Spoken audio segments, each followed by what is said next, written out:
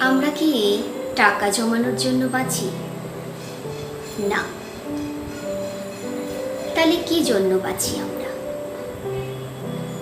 কারণ টাকা টাকা করে ছুটছি সবাই, হাসতে ভুলেছি রোজ। এই শহরের ব্যস্ত জীবনে কে কার রেখেছে খোঁজ? একদিন আরো বয়স হবে, হাতের মতো মুখের উপরেও নানা রকমের কাটাকুটি খেলা চলবে। তখন অনেক টাকা থাকলেও বেড়াতে যেতে পারবো না, দামি আইপ্যাড থাকলেও শার্লক লিখতে পারবো না। আমরা সবসময় জানি কত টাকা আমাদের হাতে আছে, কিন্তু এটা কখনোই জানি না ঠিক কতটা সময় আমাদের হাতে আছে।